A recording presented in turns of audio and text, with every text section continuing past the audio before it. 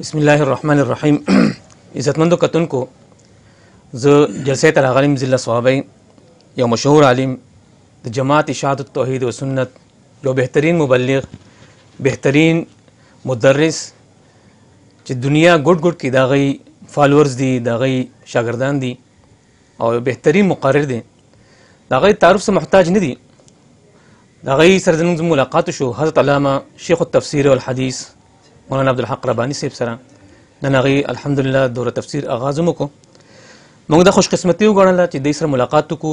کوم مخصوص سوالات دي زموږ، موږ هغوی ته تپوس ته نه وکړو. هغوی جوابات موږ له لږې تفصیلا، چونکې هغوی سره وخت نشته، خو زه استفسار کوم او حضرت نه دا درخواست کوم چې هغوی دي د سوالات تفصیلي یا څومره هغه نه کېږي د هغوی جوابات راکړي. مولانا صاحب تاسو پرون څه دی؟ نحمده ونصلي على رسوله الكريم، اما بعد. بسم الله الرحمن الرحیم. موږ ستاسو ډیره شکریا ادا کوو مولانا صاحب چې تاسو دومره تکلیف وکړه او زموږ خواله رالی. دا ستاسو مینه ده، محبت دی د علماو سره، او د هغې ملاقاتونه کوئ، د هغې ځای ته ځئ. الله دې ستاسو ډېرې بدلې تاسو له درکړي او الله دې ستاسو دنیا او آخرت ښایسته کړي. موږ ستاسو ډیره شکریا ادا کوو. زما نوم خو زما والد صاحب ماله کېښوده دی، عبدالحق زما نوم دی چې پوره. والد محترم څه نوم دی؟ هغه نوم زیارت ګل. ستاسو تاریخ پیدایش څه دی؟ نو زمونږ په پښتنو کې خو دا شی ډېر معروف نه و، د خپلو بچو تاریخ لیکل او یا خپل تاریخ د پیدایش لیکل. خو زما چې کوم کارت دی نو په هغې کې زما تاریخ پیدایش چې دی نو 1981 غالبا زما پیدایش دی. ستاسو خاندان قبیله څه ده؟ زمونږ خاندان، زمونږ قوم ساپی، پښتانه چې کوم دي که نه، پښتون ساپی قوم زمونږ قوم دی. مستقل سکن څه دی؟ نو دې وخت کې خو موږ په جلسه کې اوسېږو او دلته زموږ خپل کور دی الحمدلله ضلع صوابۍ کې. او زمونږ اصل آبا و اجداد چې دي نو زما د پیدایش نه مخکې هغوی د افغانستان کونړ نه چې کوم دی نو را مهاجر شوي او دلته راغلي دي. ماشومانو تعداد څومره دی؟ ماشومان خو الحمدلله 3 لکان دي او 4 لکان دي او 3 جنکۍ. مصروفیت څه دي؟ نو لا ماشومان دي بس خپل سکول وایي او تعلیم کوي. څه خو بیخي بس لوبې موبې کوي ماشومان دي ډېر، او چې کوم لږ تکړه دي نو هغه سکول ته ځي. او مشر زوی مې 10م کې دی، سکول هم وایي او ورسره حفظ هم کوي. یو 3-4 سپارې ورته پاتې دي او الحمدلله نور حفظ یې کړی دی. ستاسو ماشوموالی کوم دی تېر شوی دی؟ زما ټول ماشوموالی اصل کې زما پیدایش د باجوړ دی. تر 3مه پورې سکول هم ما په باجوړ کې ویلو او بیا د هغې ځای نه راغلي یو ټول په دې صوابۍ علاقه باندې زمونږ چې دی نو ژوند تېر شوی دی. ابتداءً د شیخ کلي کې پاتې کېدو، بیا د لاهور پني کې پاتې شوي او بیا ډوبه ورته ویل ته زمونږ وخت او دلته تقریبا 10-12 کاله نه سیوا وشو چې دلته زمونږ مستقل سکور دی خپل او دلته اوسېږو. ابتدایي دیني تعلیم کوم ځای حاصل کړی؟ زما الحمدلله د تعلیم ابتدا هم د پنجپیر نه وه او انتها هم په پنجپیر کې وه. چې کله ما لومبی علم پسې وتمه نو زما والد صاحب د شیخ القرآن رحمت الله علیه شاګرد و. هغه دورې تفسیر ته ته نو ما ته وي بچی زه چې ځو مې زه چې ځو نو د هغه درس کوو. ما به خپل والد صاحب سره ومه مرکز ته به راتلو نو ما له ناظره هم نه ویلي چې زه به دورې ته راتلمه. او بیا زمونږ استادانو مولانا سید عمر الله صاحب هغوی چې دی نو پنجپیر کې دورې حدیث کوو، موږ هغې سره طالبانو ماشومانو. نو زما د طالبګیرۍ آغاز چې دی نو بس د پنجپیر نه شوی دی. ماشاءالله. کوم کوم مدرسو کې تاسو تعلیم حاصل کړی دی؟ چونکې زه په ملګرو کې عمر کې کشر وم او زما والد صاحب چې دی نو هغه په ما ډېر زیات مین و. زه د پلار مشر زوی وم نو ما ته به هغه ویل چې لرې به نه ځې، ګاډو هم پته نه لګي، د سفرونو هم پته نه لګي. او موږ ته هم بیا پریشاني هغه وخت کې دا د موبایلو زمانه هم ډېره نه وه، ټلیفونونو قصې هم نه وي چې موږ تا نه په وخت خبرېږو. نو ما ټول تعلیمونه چې دی نو په صوابۍ علاقه کې حاصل کړي دي. زیاتتر سبقونه ما مانیرۍ کې، تورډیري کې او پنجپیر او دا خپل دا لاهور کلی دې ځایونو کې ما ویلي. عصري تعلیم څومره دی؟ عصري تعلیم زما تقریبا 3مه پورې دی. ستاسو قابل قدر اساتذه کرام کې کم کم داسې قابل قدر دي؟ یاره جي استاد خو چې که د هر څه دی نو هغه قابل قدر دی، که هغه د سکول دی او که د پرایمرۍ دی او که هغه د دیني دی، هر یو قابل دی. الحمدلله زمونږ ټول مشایخ څومره چې د اشاعت او شیوخ دي دا هم د الله یو عظیم احسان دی چې زما په مشایخو کې چېرته مبتدی استاد نه دی راغلی. زما په استادانو کې مبتدی نشته. زما ټول استادان چې دی نو هغه د اشاعت علما دي او اکابرین دي، او خصوصا د قرآن عظیم استادان چې دی نو هغه بیا زما 3 استادان هغه مستقلا دي. وکړه الحمدلله ما په پنجپیر کې دورې تفسیر کړی دی و رمضانه ما پنجپیر کې درس کړی دی او یو ځل ما د وسا شیخ صاحب رحمت الله علیه سره درس کړی او یو ځل چې د ما د شیخ القرآن مولانا شاه زمین صاحب سره درس کړی دا زما د درس استادان دي نور هره مدرسه کې چې به موږ پاتې شو نو د هغې استادان چې کم درس به و نو هغه به موږ پکې کېناستو او یا مطلب لږ لږ درسونه مې د ډېرو علماو سره کړي دي خو دا مستقل زما د قرآن استادان دي. طالب علمۍ کې بهترین ملګری څوک و؟ زموږ طالب علم هم داسې تېره شوې وه چې زه چونکې د عمر نه کشر وم زه تقریبا د 10-12 کالو عمر کې وم چې زه ته علم پسې وتی وم نو زما د خپل تره زامن او زمونږ خپل رشته دار مولانا سید امیرالله صاحب او مولانا خانزاده صاحب د یو سپارېغ دي او ماشاءالله ښه علما دي موږ ابتدایي سبقونه د دوی په نګرانۍ کې ویل دوی زموږ مشرانو ما سره خپل تره زوی او ماما زامنو داسې رشته دارو نو موږ ټول به داسې خپل خپل کسان پاتې شوي مدرسو کې عام طور سره موږ داسې طالبګیري نه ده کړې چې ګینې موږ د نورو طالبانو سره چې ته ګډ وډ پاتې شوي داسې طالبګیري موږ نه ده کړې. سن فراغت کوم ځای نه او کله شوی دی؟ نو تاسو ته خو ما وایي چې الحمدلله زما ابتدا هم د پنجپیر نه وه او انتها هم په پنجپیر کې وه زما دوره حدیث سال 2001 کې زما د پنجپیر نه چې دی نو فراغت شوی دی د شیخ الحدیث صاحب رحمت الله علیه ژوندی او زما د حدیثو چې کوم دی نو په هغه وخت کې 3 استادانو زمونږ شیخ صاحب و شیخ القرآن مولانا محمد طیب طاهري صاحب او مفتی سراج الدین صاحب او شیخ الحدیث صاحب رحمت الله علیه دا زمونږ د دوره حدیث په کال موږ دوی سره دوره کړې وه دا 3 واړه. ستاسو تدریسي خدمت څه دي؟ موږ چې کله د پنجپیر نه فارغ شو نو زما عمر هم ډېر کم و تقریبا زما دا ګیر هم لا نه وه راغلی داسې معمولي نو ما ته زما والد صاحب ویل چې بچیه یا واپس علم د سره شروع که او یا چې دی نو چېرته تدریس شروع که نو بیا دلته د جلسې دا ملګري رالل دی زه مجبوره کړم چې دې جومات کې دا چې کوم کې اوس دا درس کېږي او مطلب زما امامت دی دا مسجد عمر فاروق دې کې ما امامت شروع که او موږ بیا د خپل ملګري راغونډ شو او دغه د جلسې کلي کې ښکته دمزو محله کې موږ د مدرسې چې دی نو بنیاد کېښوده دا اوس مولانا صاحب راغلی او تاسو ولید مولانا سرتاج صاحب دا زموږ د مدرسې چې دی نو محتمم دی او د هغې نه بس تقریبا د 2007 نه غالبا موږ د دې چې دی نو بنیاد کېښوده دی هغه شی چالو دی اوسه پورې الحمدلله روان دی نو دا د 2007 نه موږ غالبا د درس ابتدا کړې ده تدریس. تاسو د وخت کمې جامعه کې تدریس کوئ؟ دا چې کومه جامعه ده نو دقه ده دارالعلوم تعلیم القرآن د اشاعت التوحید و سنه محله ادمزی جلسه ثوابی. په دغه مدرسې کې تاسو په کومې عهده کار کوئ؟ یاره جي عهدو څخه مې نه لګي عهدې مې نه خوښېږي دا محتمم چې دی نو مولانا صاحب دی ناظم بل ملګری دی بس صرف د تدریس او دا هم نه ویم چې خلک وایي دا صدر مدرس دی او دا پلانی مدرس نه په صدر پیږم نه په نایب پیږم بس قرآن او د حدیث خدمت کوو او د دې عهدو محدو هیڅ سره مې چې دی نو کار نشته. کم ځای کې نن سبا قرآن او حدیث درس کوئ؟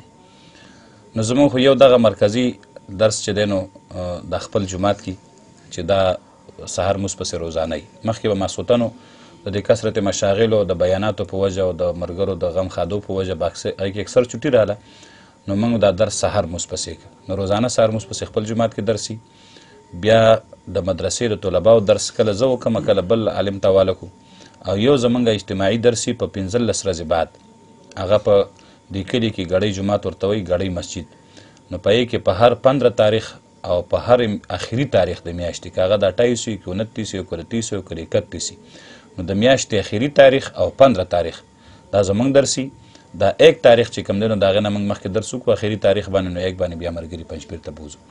نامور شاګردان څوک دي؟ یاره جي نامور به پکې نه وي الحمدلله شاګردان خو ډېر دي او هغې کې څه مفتیان شو څه علما دي خپلو ځایونو کې درسونه کوي مدرسو کې تدریس کوي نو هغه به زه کم یاد کړم که د یو نوم یاد کړم بل به خفه شي که بل نوم یاد کړم بل به خفه شي نو دا خاموشي کې جماعت سره ستاسو وابستګي ده که نه؟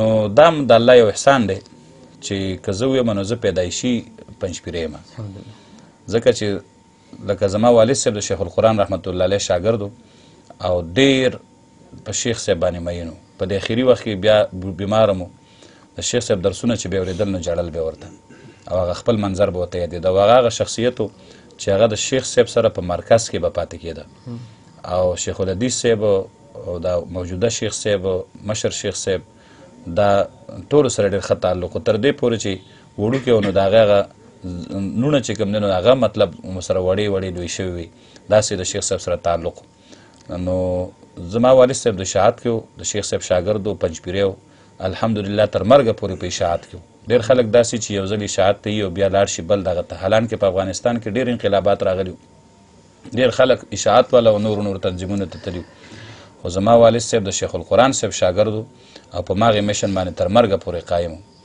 او د دغې وجې نه زما د والد صاحب تاکید هم دا و چې سبق وی نو د اشاعت د علماو سره به وي زما په استادانو کې د اشاعت والاو نه بغیر بل استاد نشته الحمدلله جماعت طرف نه څه هده میلاو شوې ده نو ما خو تاسو ته ولیویله چې زما دې سره نه لګي خو بیا هم د دې ملګرو حسن ظني یو قسم زوري د مشرانو حکمي یو وخت کې چې زموږ د حلقې نمبر 7 چې کوم نو زه د نوجوانانو توحید و سنت چې کوم دی نو امیر چې دی نو زموږ د حلقې امیر چې کوم دی مولانا عبدالمقدس باچا صاحب دی د دې امیر زه جوړ کړی وم چې ته به د حلقې نمبر 7 د نوجوانانو توحید و سنت امیري بیا چې څونکې هغه سیستم شیخ صاحب منسوخ که هغه دغه ختم شو نو اوس هغه سیستم خو نشته خو زموږ د خپل کلي د جماعت اشاعت توحید و سنت چې څومره اراکین دي نو د هغې امارت ما سره دی که هغه نوجوانان دي او که هغه مشران دي نو د هغې تنظیم امارت زما په لاس کې جماعتي رکن سره چې میلاویږئ اول تپوس څه کوئ تاسو بس د خیر خیریت تپوس دې وکړو چې څنګه یې ښه ټیک ټاک یې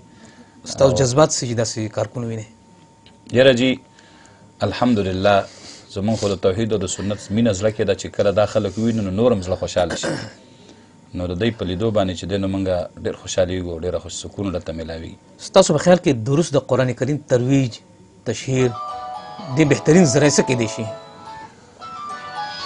نو د درس د قرآن عظیم دپاره خو ډېرې طریقې دي خو د دې دپاره اجتماعات او ملګرو له ترغیبات دا یو بهترینه طریقه ده او د ټولو نه بهتره خبره دا ده چې د سړي د مرکز سره چې کوم دی نو یو ربط ځکه الحمدلله زموږ د جماعت امتیاز دی په دروس قرآن او چې مرکز ته سړی لاړ شي نو شیخ صاحب سره ملاقات وشي د قرآن عظمت نه خبر شي ملګري بوځي نو د هغې دلته مینه پیدا شي چې یو سړی جماعت ته راشي نو دا چې چا سره ملګري په درس کې نه وي نو د هغې وجه دی چې دا خلک اشاعتیان نه اشاعت والا کوشش دا دی چې هغه بیا په درس کې ښه په پابندۍ کښېني نو زما دپاره ښه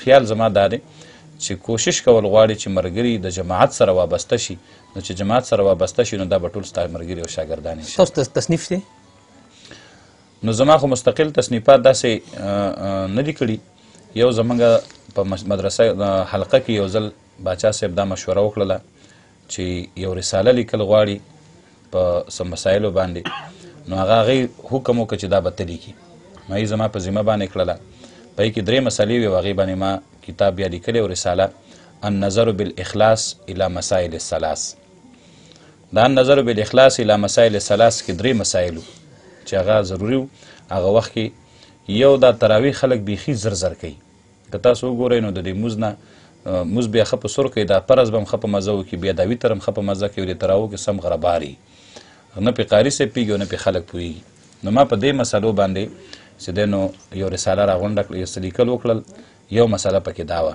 چې دا زر زر تراویح کول دا ناجایز دی او مکروه دی چې دا دومره خلک دې زر زر ځان خلاصوي یو خو دغې چې لږه صحیح الفاظ وي او بیا هم ځکه لږ مختصر وکړي نو خیر دی خو چې دا دی څوک سره کوي دا بعضې خلک نو چې داسې ونه شي دویم د تراویح په د ختم په شپه باندې اکثر په دې جوماتونو کې دا مرچکي بلپونه راوړي او دا پړق پړوقې لوی وعدې جوړ کړی که نه نو په دې مسایلو باندې او دریم چې دی نو د دې لپاره اکثر خلک چندې راغونډوي د خلکو نه نو تا نه غواړي ما نه غواړي بل نه غواړي اکثر څوک یې نه ورکوي په زور یې اخلي د ارامخور سړي نه هغه هم پکې پیسې ورکوي د حلال او د حرامو تمیز هم نه کېږي نو په یې کې ما دا 3 واړه خبرې واضحه کړي دي چې تراویح زر زر نه دي په کار دا بلپونه او د روشنایانې ډېرې نه دي په کار او که یو سړی د خپلې خوښې نه صدقه کوي ښه ده خو ته به یې نه مجبوره کوې چې خامخا راوړه ولې چې د یو مسلمان مال د هغه د طیب خاطر نه بغیر چې هغه خوشحاله دي نو دا جایز نه دی نو یو رساله زما دغه د نظر بالاخلاص الی مسائل الثلاث نور زما دا خطبات دي بیانات دي نو دا شوي بیانات دي زموږ د ملګري د مرتب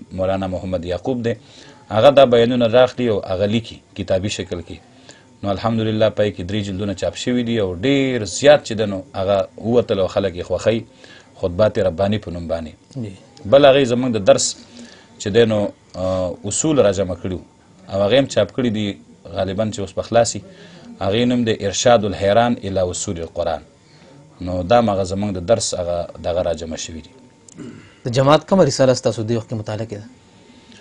نو د جماعت خو دغه چې کوم ماهنۍ توحید و سنت د ماهنامه توحید و سنت هغې لپاره الحمدلله زموږ چې شروع ده نو داخلۍ او دا میاشتې داخله رساله موږ ته د هغې راځي. تاسیس د جماعت په حوالې سره ستاسو څه خیال دی چې دا جماعت ولې بنیاد کېښودی شوی دی؟ بنیاد یې ولې کېښودی شوی؟ اصل کې ډېر خلک دي چې هغې نومونه ډېر اوچت اوچت دي، نسبتونه ځان ته ډېر اوچت کوي او کار هغه نه وي. لکه د دیوبند نوم خلک یادوي او بیا چې د دیوبند کم مشن دی نو هغه نه چلیږي. د اهل سنت والجماعت نوم خلک یادوي او چې هغه کم مشن دی نو هغه نه چلیږي. دا زموږ د علماو زموږ د مشایخو یو امتیازي نوم دی چې دا هغه خلک دي چې اهل سنت والجماعت هم دي او دا دیوبندیان هم دي او د دوی مشن دغه دی چې کوم د انبیاو مشن چې توحید او سنت دی. نو د اهل سنت دا نوم هم داسې و چې ته که یو سړي ته وایي هغه وایي زه اهل سنت والجماعت کې یم، او که ته یو دیوبند دا نوم هم داسې دی که یو سړی وایي هغه وایي زه هم دیوبندي یم. لکه نن ځان ته بریلی هم دیوبندي وایي چې د ملک د دیوبندیانو لږ عزت دی. نو دا د دې دپاره چې دا کم اخوا دی خوا خلک دی هغه جدا شي نو جماعت اشاعت توحید د سنت نوم دی کېښوده. کم کم ملکونو سفر کړی دی؟ ما خو بس صرف پاکستان کې پیدا شوی یم او دلته لوی شوی یم او چېرته په غم خادۍ کې په کلونو کلونو کې چېرته داسې افغانستان ته په غم خادۍ په موقع باندې داسې تللي یو. ذریعه معاش ستاسو سره؟ نو ذریعه معاش خو الحمدلله زما خپل کاروبار هم شته. زما مچۍ دي د ګبین او زما رور هغې سره یي او هغه چې دی نو دغه کوي خدمت د هغې کوي یا له تنخوا ورکوو نو څه ګزاره په هغې کې روانه ده او دلته امامت هم دی تدریس هم دی. اگر چې امامت او تدریس زما داسې دي چې دا لله فی الله په دې کې هېڅ هم داسې خاص دغه نشته او ورسره چې وس کېږي نو ځان له زمیندار هم کوو، غنم جوار موار دا هم ځان له کرو راکرو. د عقیدي مخالفین سره ستاسو برتاو څنګه وي؟ نو یاره جي بس یو دنیوي تعلقات دي، دنیوي تعلقات د هر چا سره ساتل پکار دي او یو دینی تعلقات دي. نو الحمدلله زموږ چې څومره د مشورې ملګري دي څومره چې دی نو زړه ته محبوب دي نو هغه هغه دي چې کوم اشاعت هغه د توحید او د سنت والا دي او باقي جی جان دی سلام کلام دی یا مطلب چې دی نو غم خادي ده هغه د هغې خلکو سره هم زموږ وي او د نورو خلکو سره مي هغه چې دی نو تعلق زموږ په میوو کې کومه میوه ستاسو زیات خوښوي؟ یاره جي په میوو کې خو زما ټولې میوې خوښې دي خو چې کومه بس راله دغسې طعام کې ستاسو کم خوراک داسې محبوب وي؟ یاره جي بس زما دا تکلفات نه چې کم شی تیار و که ساګ و نو ټول نه مې را ساګ ډېر خوښي که بینډۍ تیاره وي بینډۍ مې خوښي که ترکاري چې هر څه شی و زما طرف نه په هغې کې زما خوښ رنګ کم وي په کپړو کې هر دغه کې نو بس نبي علیه السلام سپینه کپړه خوښول زما بیا سپینه ډېره خوښوي البته استعمالو ټولې. کم شي ونه غوسه زیاته راځي؟ نو دا خو د انسان اختیار کې نه وي که نه. غوسه داسې شی دی چې کله سړی یو څیز وویني او د هغه په مزاج برابر نه وي نو هغه په هغې باندې هغه له غوسه ورځي. هر خلاف شرع کار باندې یو مسلمان له غوسه کېدل او خفه کېدل پکار دي. نو داسې خاص داسې غوسې خو اول موږ کوو نه ډېرې وس سره ځان ته ساتو خو بیا هم کله کله انسان نه وشي. څوک تحفه درکړي او ستاسو خوښه نه وي تاسو څه کوئ ورسره؟ نو بل چا له به ورکو که نو خو هغه خو به نه خفه کوي. کله چې خوشحاله ستاسو څه دغه مزاجي؟ یاره چې خوشحاله یو نو الحمدلله وایو ښه خوشحاله یو ښه بس په سور باندې یو داسې څه مشکل خو نه که مثلا نه معلوم تاسو څه کوئ؟ چې نه معلومه نو بیا واقع ده چې دا خبره ډېره سړی پریشانه کوي. اصل کې حالات داسې چې څه د کتابونو کمی شي یا مطلب چې دی نو د وخت کمی شي نو زما کوشش دی چې زه حتی الوسعه هله زما تسلي کېږي چې زه مسله په خپله په کتاب کې وګورم. نو اگر چې زه مفتي نه یم خو چې کله هم داسې یو مسله راشي نو زه خپل کوشش کوم چې د هغې خپله یو حواله زه پیدا کړم نو بس هله تشفي وشي چې د هغې لپاره مطالعه وکړو کتاب کې وګورو. وحدت المدارس بنیاد باره کې ستاسو خیال دی؟ الحمدلله دا ډېر ښکلی کار وشو. د دې داسې کار وشو لکه یو سړی چې د کرایې په کور کې اوسېږي او الله ورله خپل کور ورکړي او بیا خپل کور ته لاړ شي نو د هغه به څومره احساسات دي او څومره به هغه خوشحاله دا الله موږ له خپل بورډ راکړه د پردیو د غلامونو او د پردو د احتیاجونو نه خلاص کړو او ډېر خوند کوي. په دنیا کې په یو شي باندې زه دومره نه یم خوشحاله شوی لکه څومره چې زه په وحدت المدارس په دې بورډ په قایمېدو خوشحاله یم او الله دې قایم او دایم لري. ډېر مدرسې داسې دي زموږ د جماعت ملګري دي هغې تر اوسه پورې وحدت بورډ سره الحاق نه دی کړی تاسو څه وایئ؟ نو دا بعضې ملګري داسې چې دوی په دوو بیړو لاس کېښودی که نه. یو سړي داسې کار کړی چې دوه خیراتونه او دواړو ته دعوتو ته شوی نو ده ویل چې یاره هغه یو له ځمه نو دا بل بلا نه پوخ نو هغه لرې و چې هغه ته نو اخلاص شوی نو چې واپس راته نو یاره چې هغه بل رانه خلاص نه شي نو هغه هم ته خلاص شوی دواړو کې یو متناسب نشو. دا خلک لا اله هؤلاء ولا اله هؤلاء نه ده پکار داسې، ځکه چې خپل یو میشن، خپل یو منشور، خپل یو دغه چې دی نو هغه پیژندل غواړي او په هغې تلل غواړي. دا سوچ دی وکړو موږ چې دا جماعت موږ جوړ کړی سله دی، دا بورډ موږ جوړ کړی سله دی. که چېرته دغه عقیده زمونږ وه نو بیا د جماعت ته څه ضرورت و، که چېرته دغه شان عمل زمونږ نو بیا د بورډ ته څه ضرورت. نو الحمدلله زمونږ په دې دا دواړه چلیږي هم نه. د هغې وجه دا ده چې داسې کتابونه چې هغه به په وحدت کې په نصاب کې په هغې کې به نه وي، نو چې ته د وحدت نصاب پړاوې نو بیا به ته څنګه کې، بیا به ته د وفاق امتحان څنګه ورکې. څه به داسې چې که ته د وفاق نصاب پړاوې وحدت کې امتحان ورکې نو بیا به څنګه. بعضې مدارس داسې دي چې هغه نیم طالبان د هغې وحدت له داخلي وکړي او نیم یې وفاق له وکړي. دا هم د خپلو طالبانو سره زیاتې دی، بلکې خپل طالبان په میانځ کې جنګول دي. او د کله که مطلب په اشاعت کې نمبر کمې واخلي نو هغه به بیا وایي دی پسې به کنځلې کوي، که هلته نمبر کم واخلي هی پسې به کنځلې کوي. دا شی ښه نه دی. په یو طریقه باندې مستقل اوسېدل پکار دي. او دا الحمدلله د موحدینو جماعت دی او د موحدینو سره یو سړي تعلق یې صحیح. زه به دا مې وایم چې کیدای شي دغه ملګري عمل کې هم داسې کمزوري بیا څنګه چې د هغې بورډ ګډوډي نو بیا عمل هم دغه شان. تاسو که چېرې پاکستان وزیر اعظم جوړ کړي نو ستاسو به څه ترجیحات دي؟ کله وحاشه چرې هم داسې نه شو کولی چې الله دې موږ د دې څیزونو نه وساتي. موږ له چې الله کومه وزیر اعظمي راکړې ده ډېره لویه ده چې هغه د قرآن او د سنت خدمت دی او نه میراده شته. او که څوک په زوره را په سر کېږي موږ به تخپې سپکو. نو که څوک دعوت درله درکړي چې یا زموږ پارټۍ ته راشئ نو بس موږ د الله یو پارټي راکړې ده، جماعت اشاعت التوحید والسنه. د دې په شانه پارټي بله نشته. او که دې نه راته ښه میلاو شو بیا به ګورو، خو د دې نه ښه پارټي په دنیا کې نشته دی. الحمدلله دا نه سیاسي پارټي ده او نه زموږ د سیاست سره کار شته او نه موږ څوک د سیاست نه منې کوو چې د چا څه خوښه یې هغه دې کوي. خو دا زموږ مذهبي پارټي ده او انشاءالله دا به تر مرګه پورې. مملکت پاکستان دی وخت کې ډېر دغې حالت سره تېر روان دی، معیشت حالت سره. تاسو څه وایئ چې لکه د دې کامیابۍ په څه باندې کېږي؟ نو بس انشاءالله چې اسلامي قوانین نافذ شي او د هغې په ترویج شي نو الله به دا ټولې مسلې حل کړي. خو چې کله تر څو پورې دا نه وي او د امریکې نه تمه او د هغې غلامي نو بس خود به دغه حالاتو سره مخ وي. ستاسو د مکتب نه څوک کتاب پټ کړي او تاسو راګیر کړئ، څه ورسره کوئ؟ څرمن به ترې په والو وباسو که ده نو الله دې داسې نه کوي انشاءالله، نه به پټوي. دا کلاو کمره پرته وي بس خلک راشي بس خپل زه طالبان له چابې ورکړم کتاب وګورئ بیا واپس کړي. او که پټ یې کړو نو زموږ به ثواب یې هغه ذهن کې به پیدا میلاو شي. جماعت کې تاسو ته داسې عجیب و غریب واقعه چې تاسو ذکر کول غواړئ؟ نو زموږ جماعت خو ټوله عجیب او غریب دی که نه. په دې کې داسې به زه څه ووایم او نه داسې ذهن کې فلحال اوس مستحضره ده. جماعتي احباب دپاره ستاسو څه پیغام دی؟ نو زما د ټولو ملګرو دپاره دا پیغام دی چې الحمدلله الله موږ له بهترین جماعت راکړی دی. زمونږ کابرینو زمونږ مشرانو د دې جماعت ډېر ښایسته چې کوم دی نو خدمت کړی دی او ډېر ښایسته جماعت یې موږ له منتخب کړی دی. د نورو نه بایکاټ او د توحید او د سنت په بنا باندې ملګري دي په ښې طریقې سره په صدق دل سره د دې جماعت خدمت وکړي او دا جماعت د نورم په مخکې باندې بوزي، اختلافات دې نه کوي، تفریقې دې نه پیدا کوي، د مینې او د محبت اظهار دې وکړي او نو انشاءالله دا کار به نورم په مخکې باندې لاړ شي. عزتمندو دا حضرت مولانا عبدالحق رباني صاحب زموږ سوالات طرف ته توجه مو ورکوئ. اکثر ملګري سوالات نکته چیني کوي، نو که ستاسو ذهن کې سوال یې تاسو کولی شئ د لاندې پټه مې زموږ نمبر چلیږي او موږ به هغه تپوس راتلونکي کوم علما دي هغونه به کوو انشاءالله العزیز. خو د دې چې کوم جوابات دي دې ته توجه ورکوئ، دا ته کوزي کوي. دا ډېر قیمتي خبرې دي، د دې تجربات دي، د دې عمر دی په دې جماعت کې. څنګه چې تاسو علامه صاحب چې پیدایش په دې جماعت کې دی او دې ډېر ټکرې خوړلې دي، ډېر منډې تړې والې دي، نو د دې خولې نه چې کوم الفاظ دي ډېر قیمتي. نو تاسو د دې جواباتو توجه ورکوئ، دې چې کوم خبره کړې ده په هغې باندې عمل وکړئ. الله دې جزا خیر درکړي. ډېره مهرباني مولا صاحب، ډېره شکریه، ډېر جزاک الله خیر.